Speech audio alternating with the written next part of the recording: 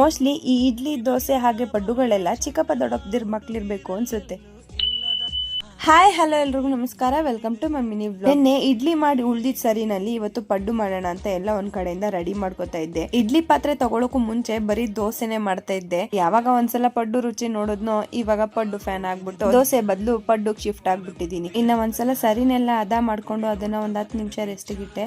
ಇನ್ನೊಂದ್ ಕಡೆ ಚಟ್ನಿ ಮಾಡ್ಕೊಳ್ಳೋಣ ಅಂತ ಎಲ್ಲ ರೆಡಿ ಮಾಡ್ಕೊಂಡು ಚಟ್ನಿನ ರುಬ್ಬಿಟ್ಟು ಹಂಚ್ಕಾದ್ಮೇಲೆ ಪಡ್ಡುನ ಹಾಕ್ತಾ ಇದ್ದೆ. ನಾನು ಫಸ್ಟ್ನೇ ಸಲ ಮಾಡಿದಾಗ ನನ್ಗೂ ಕೂಡ ಪಡ್ಡು ಮಾಡಕ್ ಬಂದಿರ್ಲಿಲ್ಲ.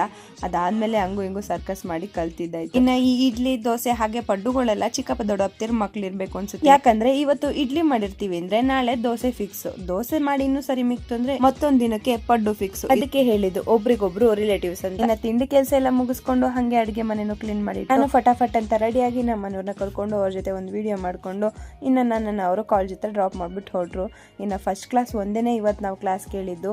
ಅದಾದ್ಮೇಲೆ ಡ್ಯಾನ್ಸ್ ಪ್ರಾಕ್ಟೀಸ್ ಅಂತ ಬಂದ್ವಿ. ಇನ್ನ ಅಲ್ಲೇ ಮಧ್ಯಾಹ್ನ ತನಕ ಕಾಲ ಕಳೆದು ಅದಾದ್ಮೇಲೆ ಊಟ ಮುಗಿಸ್ಕೊಂಡು ಇನ್ನು ಸ್ವಲ್ಪ ಪ್ಲಾನಿಂಗ್ ಇತ್ತು ಅಂತ ಅದನ್ನೆಲ್ಲ ಮುಗಿಸ್ಕೊಂಡು ಮತ್ತೆ 2 ರೌಂಡ್ ಪ್ರಾಕ್ಟೀಸ್ ಮುಗಿಸ್ಕೊಂಡು ಕೊನೆಗೆ ಲಾಸ್ಟ್ ಎಕ್ಸಿಟ್ ನಮ್ದೇ ಅಂತ ಅನ್ಕೊಂಡು ಜೊತೆಗೆ ಒಂದು ವಿಡಿಯೋ ಮಾಡ್ಕೊಂಡು ಹೊಡೋಣ ಅಂತ ಹೊಡ್ತಾ ಇದ್ವಿ. ಅಷ್ಟರಲ್ಲಿ ನಮ್ಮ ಕುಳ್ಳಿ ಮೇಡಮ್ ಅವ್ರಿಗೆ ಒಂದು ನಾಯಿ ಸಿಕ್ತು ಅಂತ ಅವ್ಳು ಬಿಸ್ಕೆಟ್ ಹಾಕೋಕ್ ಹೋದ್ಲು. ಇದ್ರ ಹೆಸರು ಚಿಂಟು ಅಂತ.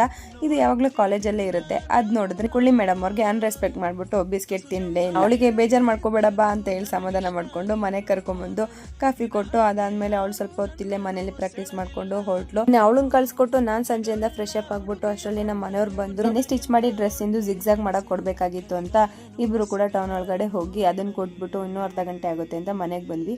ಅಷ್ಟರಲ್ಲಿ ಇವ್ರು ನನ್ನ ಫಾಲೋವರು ಮಾತಾಡ್ಸ್ಬೇಕು ಅಂತ ಬಂದಿದ್ರು. ಹಾಗೆ ನಮ್ಮ ಮನೆಯವ್ರು ಕೊಟ್ಟಿದ್ದ ಗಿಫ್ಟ್ಗಳನ್ನೆಲ್ಲ ನೋಡ್ತಾ ಇದ್ರು. ಇನ್ನು ಸ್ವಲ್ಪ ಹೊತ್ತು ಕೂತಿದ್ದು ಅವ್ರನ್ನ ಮಾತಾಡ್ಸ್ಬಿಟ್ಟು ಕಳ್ಸ್ಬಿಟ್ಟು ನಾವು ಟೌನ್ ಒಳಗಡೆ ಬಂದ್ವಿ. ಜಿಗ್ಜಾಗಿ ಕೊಟ್ಟಿದ್ದ ಡ್ರೆಸ್ ನ ಇಸ್ಕೊಂಡು ಹೋಗೋಣ ಅಂತ. ನಾವು ಹೊಸ ಡ್ರೆಸ್ ತಂದಾಗ ನಮ್ಮ ಹೆಣ್ಮಕ್ಳು ಜೀವ ತಡೆಯುತ್ತಾ ಅದನ್ನ ಹಾಕೊಂಡು ಟ್ರಯಲ್ ನೋಡ್ಲೇಬೇಕು. ಇನ್ನ ಈ ಡ್ರೆಸ್ ಎಂತಕ್ಕೆ, ಇನ್ನ ಪ್ರಾಕ್ಟೀಸ್ ಎಂತಕ್ಕೆ ಅಂತ ನಿಮ್ಗೆಲ್ಲ ನಾಳೆ ವ್ಲಾಗ್ ಅಲ್ಲಿ ಗೊತ್ತಾಗುತ್ತೆ. ಈ ವ್ಲಾಗ್ ಇಷ್ಟ ಲೈಕ್ ಮಾಡಿ, ಹಾಗೆ ನನ್ನ ಪೇಜ್ನ ಫಾಲೋ ಮಾಡ್ಕೊಂಡು ಮರಿಬೇಡಿ.